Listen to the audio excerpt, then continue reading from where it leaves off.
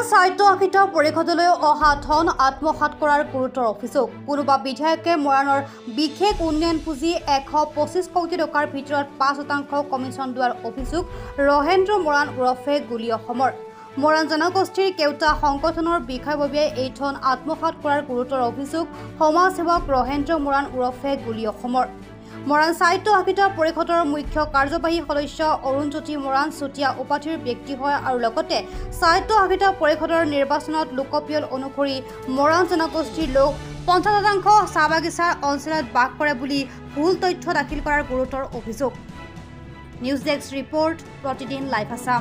সাংবাদিক বন্ধুসকল, আমি আপোনালোক আটাইলৈকে শ্ৰদ্ধা জনাইছোঁ।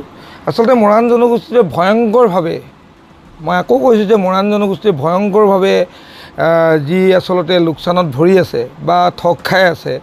অনাগতৰ ভৱিষ্যতৰ দিনত মৰাণ জনগোষ্ঠীটো কিমান বেয়াকৈ যিটো ঠকিবলৈ গৈছে নিজৰ মৰাণ জনগোষ্ঠীটো একাংশ দালালিয়ে, আচলতে এই বিষয়খিনি ৰাইজৰ মাজলৈ আজি লৈ যাব খুজিছোঁ আপোনালোকৰ চেনেলৰ জৰিয়তে। আমি আশা ৰাখিছোঁ যে আপোনালোকৰ মাধ্যমৰ জৰিয়তে আমাৰ মৰাণ জনগোষ্ঠীটোৱে এই খবৰবিলাক যাতে পায়, তাৰ কাৰণে আমি বিনম্ৰ অনুৰোধ জনাইছোঁ। এতিয়া কথা হ'ল কি, প্ৰথমে অসম চৰকাৰৰ পৰা মৰাণ জনগোষ্ঠীটোৰ বাবে যিটো বিশেষ পুঁজি মানে 25 কোটি যিটো টকা, এই টকাখিনিলৈ আমি আহিব খুজিছোঁ। 2021 আৰু 2022 বৰ্ষত 2021 আৰু 2022 বৰ্ষত যিটো 25 কোটি, এই 25 কোটি টকাটোৰ পৰা আচলতে যথেষ্ট এই কাম কাজবিলাকত বিসংগতি। 2021 আৰু 22ত যিখিনি কাম হ'ল এই বিশেষ পুঁজিৰ জৰিয়তে মৰাণ জনগোষ্ঠীটোৰ মাজত, গতিকে এই কামখিনিতো গোটেইখিনি বিসংগতি। গতিকে আমি আওতালৈ আনিবৰ কাৰণে আমি মানে অসম চৰকাৰক অনুৰোধ জনাইছোঁ। আৰু দ্বিতীয়তে এই 25 কোটিৰ পৰা 21-22ৰ পৰা যিটো 6টা সংগঠনৰ পুঁজিৰ বাবে তেওঁলোকে যিটো 5% আৰু ইয়াত মানে বিধায়কৰ নামো জড়িত হৈ আছে। গতিকে আমি পৰৱৰ্তী সময়ত কোন বিধায়ক আচলতে তিনিচুকীয়া জিলাত জড়িত আছে এই 5%ৰ লগত, গতিকে নিশ্চয় আমি ৰাজহুৱা কৰিম। গতিকে এই 5%টো আচলতে কাৰ পকেট লৈ যায়, এইটো আমি ৰাজহুৱা কৰিবৰ কাৰণে আহ্বান জনাইছোঁ। এই 5%টো আচলতে কাৰ পকেট লৈ যায় আমি ৰাজহুৱা কৰিবৰ কাৰণে আহ্বান জনাইছোঁ। আৰু ইয়াৰ লগে লগে আচলতে ইয়াত জড়িত থকা এই কাম কাজবিলাকৰ লগত জড়িত থকা যিকোনো ব্যক্তিক আইনৰ আওতালৈ আনিবৰ কাৰণে আমি নিৰ্যাতন বিৰোধী ঐক্য মঞ্চৰ ফালৰ পৰা আমি দাবী জনাইছোঁ। কাৰণ মৰাণ মানুহখিনিক এটা নিৰ্যাতন নিষ্পেষণ শোষণ কৰি থকা হৈছে। গতিকে ইয়াক আমি আজি আপোনালোকৰ সংবাদ মেলৰ জৰিয়তে বা সংবাদ গোষ্ঠীৰ জৰিয়তে আমি ৰাজহুৱা কৰাৰ লগতে আইনৰ আওতালৈ আনিবৰ কাৰণে আমি মানে অনুৰোধ জনাইছোঁ। প্ৰত্যেকটো তদন্ত 2021 আৰু 22ৰ, ইয়াৰ পাছত আহিব খুজিছোঁ 2022 আৰু 23 বৰ্ষৰ যিটো 25 কোটি টকা। আপোনালোকে ইতিমধ্যে জানে যিটো 25 কোটি টকা, এই 25 কোটি টকাটো আচলতে এটা আমি মাত্ৰ নমুনা আমি দাঙি ধৰিব খুজিছোঁ। এই বৰ্ষটো কামৰ পৰা সংগঠনটোৱে 7% অন্ততঃ তেওঁলোকে তাৰ পৰা এই 25 কোটিৰ পৰা লৈছে। তেওঁলোকে ক'ব খুজিছে যে 2% পইচা অসম মৰাণ সভাই মৰাণ জনগোষ্ঠীটোৰ হেৰুৱা সম্পদবিলাক উদ্ধাৰৰ কাৰণে তেওঁলোকে বিশেষ পুঁজিৰ কাৰণে মৰাণ সভাই 2% পইচা সুকীয়াকৈ লৈছে। এতিয়া আমি মৰাণ সভাক প্ৰশ্ন কৰিব খুজিছোঁ যে মৰাণ সভাই এই 2% পইচা আচলতে মৰাণ সভাৰ একাউণ্টত আছে নে নাই, নে মৰাণ সভাৰ সভাপতি সম্পাদক। আমি ইতিমধ্যে জানো যে সম্পাদকে এইটো সৰ্বত্ৰে প্ৰচাৰ যে সম্পাদক বিতুপন মৰাণে এই নৱমৰাণৰ লগত জড়িত হৈ তেওঁলোকে 2% তেওঁলোকে ব্যক্তিগতভাৱে লৈছে। গতিকে এয়াও তদন্ত বিচাৰিছোঁ। যদি সঠিক হয় কোনো কাৰণত তাক মাফ কৰা নহ'ব। ইয়াৰ পাছত যিটো 5% পইচা যিটো সংগঠনৰ আটাইকেইটা সংগঠনৰ পুঁজিলৈ আৰু বিধায়কলৈ এই যে 2022 আৰু 23 বৰ্ষটো গুচি গৈছে, এইখিনিও ৰাজহুৱা কৰিবৰ কাৰণে আমি অনুৰোধ জনাইছোঁ। এটা আশ্চৰ্যজনক কথা, ৰাইজে জানি আচৰিত হ'ব। গতিকে আজি আপোনালোকৰ সংবাদ মেলৰ জৰিয়তে আমি ক'ব খুজিছোঁ, এইটো বডোচা কলাক্ষেত্ৰ নাহৰণি 1,90,00,000 টকা। শুনি আপোনালোকে আচৰিত হ'ব। কামটো বৰ্তমানে কোনো নিবিদা হোৱা নাই আৰু নিবিদা নোহোৱাকৈয়ে অলৰেডি তেওঁলোকে 90% কামৰ পইচা উলিয়াই লৈ গ'ল আৰু 10% বিলৰ কাম বাকী আছে। এই কামটোত জড়িত হৈ আছে মানে বিনন্দ মৰাণ আৰু ভৱেন মৰাণ।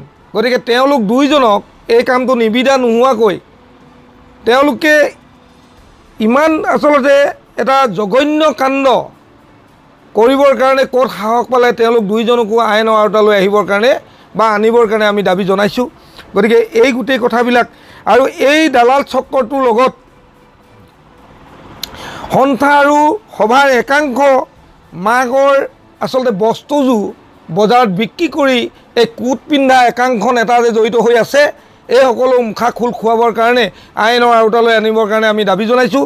যিসকলে অনবৰত আচলতে জাতিৰ পইচা তেওঁলোকে আত্মসাৎ কৰি লাখবিলাক কৰিবৰ কাৰণে তেওঁলোকে অহৰহ চেষ্টা চলাই আহিছে।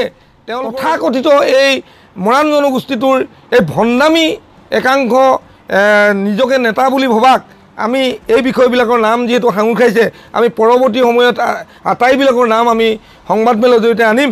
গতিকে এই সকলোকো আইনৰ আওতালৈ আনিবৰ কাৰণে আমি দাবী জনাইছোঁ। আৰু এই যে মই আগতেও কৈছোঁ যে 7% পৰা 2% যে মৰাণ সভাই গ্ৰহণ কৰিছে, এই কথাখিনি কিন্তু তেওঁলোকে স্পষ্ট ধৰণে মৰাণ ৰাইজক কিন্তু জনাব লাগিব এই পইচাটো জমা আছেনে নাই।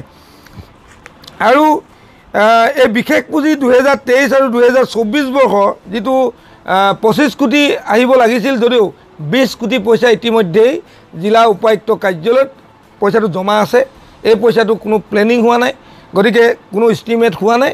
গতিকে এই পইচাটো তেওঁলোকে এতিয়ালৈকে খটুৱাব পৰা নাই। আৰু এটা কথা আপোনালোকৰ সংবাদমেলৰ জৰিয়তে আমি মৰাণ জনগোষ্ঠী আটাইবিলাক ৰাইজক জনাই দিছোঁ, এই গোটেই বিশেষ পুঁজিটো চোৱা চিতাৰ দায়িত্ব আটাইকেইটা 6টা সংগঠনৰ সভাপতিসকলক আৰু অট'নমাছ কাউন্সিলৰ চেয়াৰমেনক বিশেষভাৱে দায়িত্ব দিয়া হৈছিল। গতিকে মই ভাবোঁ যে আমি ভাবিছোঁ যে এই গোটেই বিসংগতিৰ লগত এই দালালি চক্ৰটোৰ লগত মানে 2 নম্বৰী এই পইচা তেওঁলোকে আত্মসাৎ কৰা চক্ৰটোৰ লগত এই আটাইবিলাক সভাপতি জড়িত আছে বুলি আমি মনে ধৰিছে।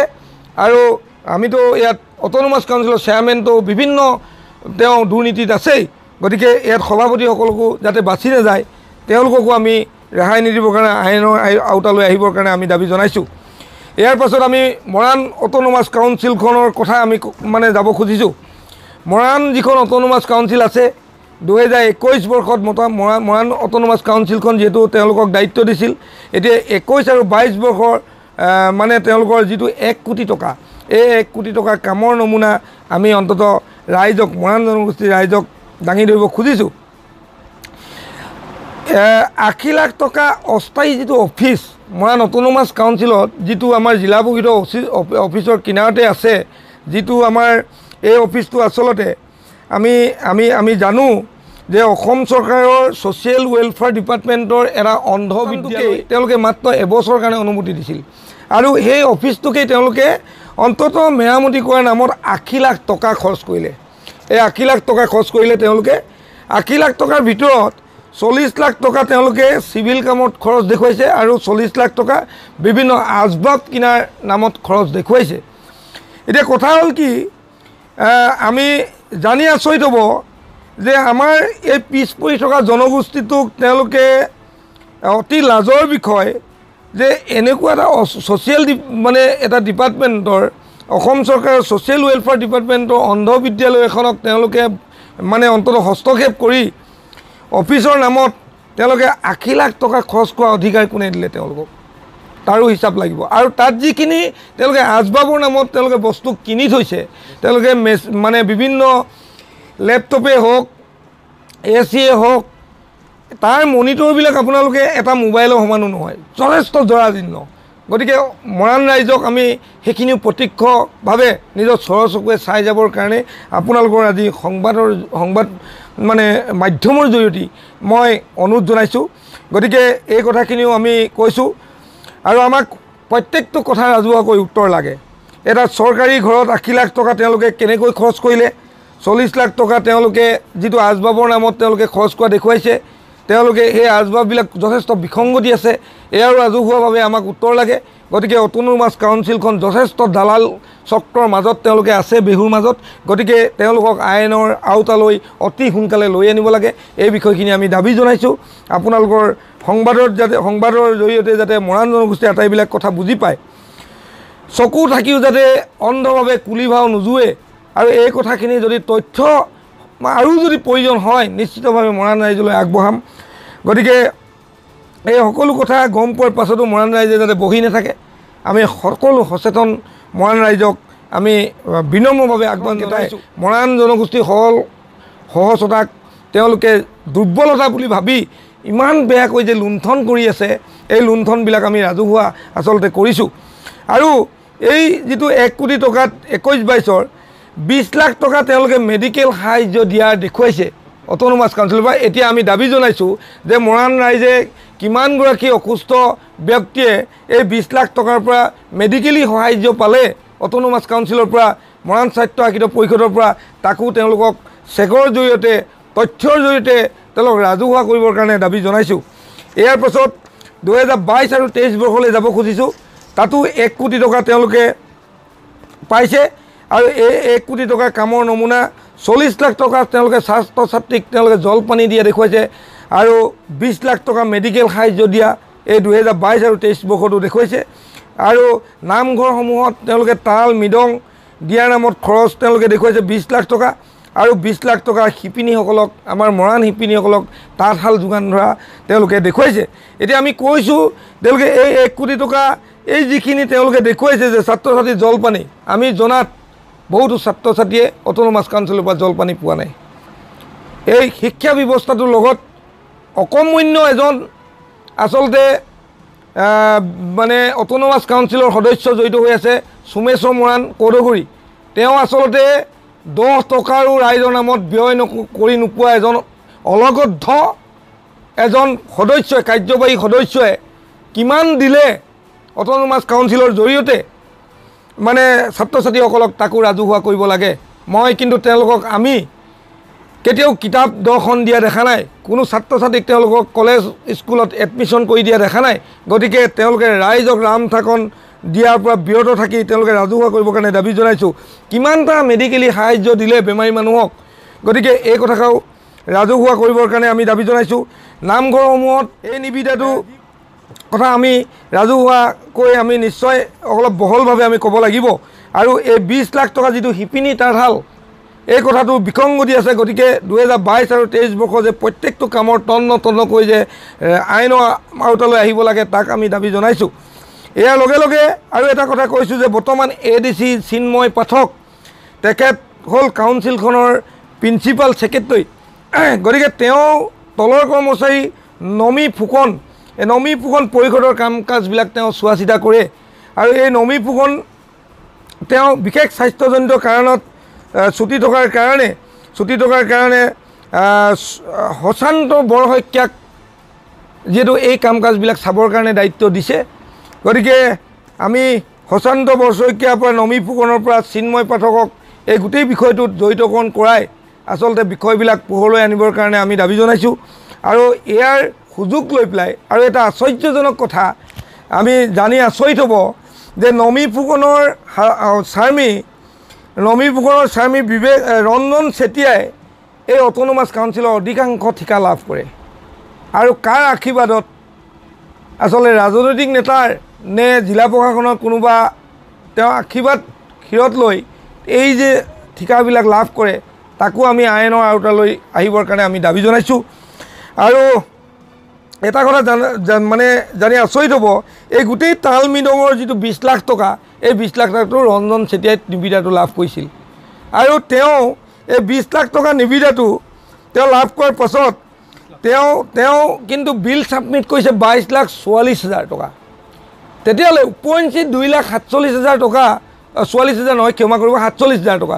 এই 2,47,000 টকা উপৰঞ্চি কেনেকৈ বিল ছাবমিট কৰিলে, এই কথাখিনি কিন্তু আমি আইনৰ আওতালৈ আনিবৰ কাৰণে 2023 আৰু 24 বৰ্ষত মানে যিটো 2 কোটি টকা, তেওঁলোকে 30 লাখ টকা ছাত্ৰ ছাত্ৰীক ইতিমধ্যে তেওঁলোকে জলপানী দিয়াৰ ব্যৱস্থা তেওঁলোকে দেখুৱাইছে। গাঁৱে গাঁৱে তেওঁলোকে ৰাইজক চকু ঢাকিবৰ কাৰণে, ৰাইজৰ পৰা হাত সাৰিবৰ কাৰণে তেওঁলোকে এতিয়া দি থকা সকলোৱে পৰিলক্ষিত হৈছে। এইটো মাত্ৰ কণাহাৰক প্ৰদান দিয়াৰ আখ্যা আমি দিব খুজিছোঁ। আৰু 20 লাখ টকা তেওঁলোকে খেল সামগ্ৰী বিতৰণৰ নামত ধাৰ্য কৰি ৰাখিছে, আৰু 30 লাখ টকা কুটীৰ শিল্প বিতৰণৰ নামত ধাৰ্য কৰি ৰাখিছে, 20 লাখ টকা তেওঁলোকে পশুপালনৰ নামত ধাৰ্য কৰি ৰাখিছে, 20 লাখ টকা টুৰিজিম বনোৱাৰ নামত ধাৰ্য কৰি ৰাখিছে, 30 লাখ টকা কৃষি ক্ষেত্ৰত দিয়াৰ নামত তেওঁলোকে ধাৰ্য কৰি ৰাখিছে 30 লাখ টকা তেওঁলোক উদ্যোগীকৰণৰ নামত দিয়াৰ ধাৰ্য কৰি ৰাখিছে হয় উদ্যোগীকৰণ নামত তেওঁলোকে ধাৰ্য কৰি যেহেতু উদ্যোগ তেওঁলোকে কি উদ্যোগ স্থাপন কৰিব তাকো কিন্তু ৰাজহুৱা কৰা নাই গতিকে আৰু 20 লাখ টকা তাঁতশাল বিতৰণ কৰাৰ নামত তেওঁলোকে এই 2023 আৰু 24 বৰ্ষৰ 2 কোটি টকাটো তেওঁলোকে ধাৰ্য কৰি ৰাখিছে এতিয়া আমাৰ কথা হ'ল কি যে তেওঁলোকে ধাৰ্য কৰিয়ে ৰাখিছে আগৰ যেটো 22 আৰু 23 এই বৰ্ষৰ পইচাখিনি যথেষ্ট তেওঁলোকে পেটত ভৰালে আৰু 21 আৰু 22 তো যথেষ্ট বিসংগতি আছে এই 2 কোটি পইচা 23 আৰু 24 বৰ্ষত যে তেওঁলোকে সঠিক ৰূপায়ণ কৰিব তাক কিন্তু আমি মনে নধৰে গতিকে মই ভাবোঁ যে মৰাণ জনগোষ্ঠীটোৱে আজি অতদিন আজি যি দুৰ্যোগ আৰু আসলতে অতি পিছপৰা শ্ৰেণী হিচাপে আজি অতি যন্ত্ৰণাত ভুগি থাকিবলগীয়া এই জনগোষ্ঠীটোক তেওঁলোকে পাকে পোকাৰে আজি টকাখিনি চৰকাৰে দিয়া টকাখিনি আত্মসাৎ কৰা ব্যক্তিসকলক ৰাইজক আমি ৰাজহুৱা স্থানত আঁঠু কোৱাবৰ কাৰণে দাবী জনাইছোঁ কোনো পধ্যেই তেওঁলোক যিকোনো পৰিস্থিতিৰ বিনিময়ত এৰি দিয়া নহ'ব ইয়াক আমি তন্নকৈ আকৌ আমি আৰু বিষয়ে আমি পোহৰলৈ আনিবৰ কাৰণে পৰৱৰ্তী সময়ত আপোনালোকক কথা দিছোঁ আৰু এটা কথা আপোনালোকক জনাইছোঁ যে Assam institute of research for tribals and scheduled caste এই ডিপাৰ্টমেণ্ট ডিৰেক্টৰ গণেশ কাকতি তেখেত যেহেতু এই ডিৰেক্টৰ গতিকে গণেশ কাকতিয়ে এখন এই লেটাৰখন আপোনালোকে দেখিছে এই লেটাৰখন 2021 চনতেই তেওঁ এখন অট'নমাছ কাউন্সিললৈ দিছিল যে সোনকালে সঠিক লোকপিয়ল আৰু নিৰ্বাচনটো যাতে কৰিব পৰা যায় সমষ্টি নিৰ্ধাৰণৰ কাৰণে তেখেতে আসলতে এটা অৰ্ডাৰ কপি পঠিয়াইছিল কিন্তু দুৰ্ভাগ্যজনক কথা এই বিষয়টোক আসলতে দায়িত্ব দিছিল অধ্যয়ন নথকা অলগদ্ধ এজন Deveswar Moran deputy chief executive councillor Deveswar Moran আৰু শ্ৰী দীপেন বৰুৱা এক্সিকিউটিভ কাউন্সিলৰ গতিকে এই দুজনক আসলে গণেশ কাকতিয়ে দায়িত্ব দিছিল কিন্তু এই দুজনৰ অকমন্য আৰু অলগদ্ধ এই দুজনৰ অৱহেলাৰ কাৰণেই গাদীচ্যুত হোৱাৰ ভয়ত তেওঁলোকে কিন্তু গণেশ কাকতিক সময়মতে কিন্তু তথ্য যোগান নধৰাৰ কাৰণে আসলতে সঠিক সময়ত আজি নিৰ্বাচন নহ'ল তেওঁলোকৰ ইনটাইম ভেলিড আসলতে এই অট'নমাছ কাউন্সিলখন মাত্ৰ 6 মাহ কিন্তু আজি চাওঁতে আজি সম্পূৰ্ণ 3 বছৰ হ'ল গতিকে তেওঁলোকে পাকে পোকাৰে আসলতে অৰুণজ্যোতি মৰাণৰ কথা আপোনালোকে জানে অৰুণজ্যোতি মৰাণ নহয় মই আসলতে মৰাণ বুলি আসলতে তেওঁক মই গম নাপাওঁ তেওঁক চুতীয়া বুলিহে জানো অৰুণজ্যোতি চুতীয়াই মৰাণ জনগোষ্ঠীটোক যেনেকৈ তেওঁ বিভিন্ন প্ৰকাৰে আজি হলঠেকত পেলাই তেওঁ আজি তাৰ পৰা বিপদৰ পৰা ৰক্ষা পাবৰ কাৰণে বিজেপিত তেওঁ এজেণ্ট হিচাপে জইন কৰি পুনৰ অট'নমাছ কাউন্সিলৰ চিফ তেওঁ দায়িত্ব লৈ তেওঁ এতিয়া 26 চনলৈকে তেওঁ বিধানসভা 26 চনলৈকে পাকে পোকাৰে এই দুৰ্নীতিবোৰ গাপ দি ৰাখিবৰ কাৰণে কিন্তু অহৰহ চেষ্টা চলাইছে গতিকে অৰুণজ্যোতি চুতীয়াক এই গোটেই বিসংগতিবিলাকত আইনৰ আওতালৈ টানি আনিবৰ কাৰণে আপোনালোকৰ সংবাদমেলৰ জৰিয়তে দাবী জনাইছোঁ গতিকে এই মানে দেৱেশ্বৰ মৰাণ আৰু দীপেন মৰাণকো এই বিষয়টো কিয় দিয়া নহ'ল তাক কিন্তু ৰাইজে তন্নকৈ তেওঁলোকক জবাবদিহি কৰিবৰ কাৰণেও দাবী জনাইছোঁ যে অৰুণজ্যোতি মৰাণে আপোনালোকে জানিব যে অৰুণজ্যোতি মৰাণে মৰাণ জনগোষ্ঠী বিভিন্ন চাহ বাগানত আজি তিনিচুকীয়া জিলাত থকা বিভিন্ন চাহ বাগানত মৰাণ জনগোষ্ঠীৰ মানুহ 50% বসবাস কৰে বুলি পেলাই এটা ভুল ৰিপৰ্ট চৰকাৰলৈ তেওঁ দিয়া তথ্য সহকাৰে আমি আপোনালোকৰ চেনেলৰ জৰিয়তে দেখুৱাইছোঁ যে বিভিন্ন বাগানত 50% তেওঁলোকে মানে মৰাণ মানুহ বসবাস কৰে এনেকুৱা এটা ভুল তথ্য দিয়াৰ কাৰণেই আসলতে অসম চৰকাৰে এটা বিমূৰত পৰি আজি নিৰ্বাচন তেওঁলোকে আজি মানে ঠিক কৰিব পৰা নাই সঠিক আজি সমষ্টি তেওঁলোকে নিৰীক্ষণ কৰিব পৰা নাই এই কামবিলাকৰ কাৰণে আজি অট'নমাছ কাউন্সিলক আজি মানে অন্তত জবাবদিহি কৰিবৰ কাৰণেও আমি দাবী জনাইছোঁ এনেকুৱা বিভিন্ন তথ্য আছে গতিকে এই পইচাবিলাক আৰু এটা কথা আমি ক'ব খুজিছোঁ যদিহে তেওঁলোকে এনেধৰণে যদি আমি ৰাইজক মাধৰমাৰ দি থাকে আৰু মৰাণ জনগোষ্ঠীৰ ৰাইজে যদি এনেধৰণে আসলে বিষয়বিলাক যদি টোপনি ভাও জুই থাকে নিশ্চিতভাৱে মৰাণ জনগোষ্ঠীৰ ৰাইজে আৰু 100 বছৰ কিন্তু পিছুৱাই যাব তাক কিন্তু নুই কৰিব নোৱাৰি গতিকে যিকোনো পৰিস্থিতিত অট'নমাছ কাউন্সিলৰ প্ৰত্যেকজন তাত জড়িত থকা মানে ব্যক্তিক আৰু মৰাণ জনগোষ্ঠীৰ আটাইকেইটা সংগঠনৰ এই দুৰ্নীতিৰ লগত জড়িত থকা একাংশ মানে এই ভণ্ড ছাত্ৰ নেতাক মানে আইনৰ আওতালৈ নিশ্চিতভাৱে আনিব লাগে, তাক আমি দাবী জনাইছোঁ। আৰু আমি অতি সোনকালেই এই বিষয়বিলাক তেওঁলোকৰ নামবিলাক আমি উলিয়াই আমি আইনৰ কাষ চাপিম, এই কথাখিনিও আজি আপোনালোকৰ সংবাদ মাধ্যমৰ জৰিয়তে আমি ৰাইজক জনাই আমি অন্ততঃ ভাল পাইছোঁ। আৰু এই বিষয়বিলাক যাতে প্ৰত্যেকজন মৰাণ মানুহে যাতে বিষয়বিলাক তন্নতন্নকৈ চায়, তাক কিন্তু আমি অনুৰোধ জনাইছোঁ।